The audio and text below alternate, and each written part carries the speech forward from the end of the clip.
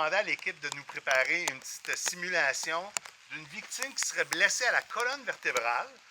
Pourquoi c'est important, dans cette semaine de prévention de la noyade, de parler du travail des surveillants sauveteurs? C'est important pour nous de faire comprendre à la population qu'un travail de surveillant sauveteur, pour un jeune de 16, 17, 18 ans, c'est un travail avec beaucoup de responsabilités. On a à notre responsabilité la vie, en fait, d'une cinquantaine de personnes dans l'eau. Et là, on va descendre. Tu vas voir, c'est impérable, mais on te tient, ça va bien aller. Il y a 120 heures d'entraînement pour devenir sauveteur. Une fois que tu es en emploi, on continue les entraînements de plusieurs façons pour justement rester aux aguets puis rester la vigilance au maximum pendant tout l'été. Est-ce qu'il y a un aspect méconnu de ce métier-là? Il y a 90 du travail du surveillant sauveteur qui est en prévention des accidents.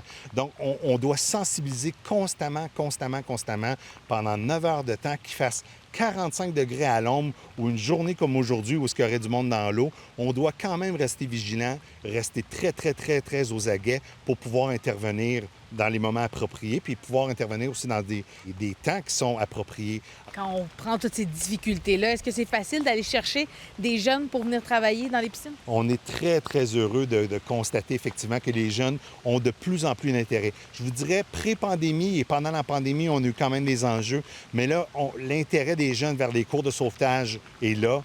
On a beaucoup d'applications, on doit refuser des applications, ce qui nous permet de choisir finalement les meilleurs sauveteurs pour les piscines et les plages de la ville de Gatineau. Il y a beaucoup de plans d'eau dans la région qui ne sont peut-être pas surveillés.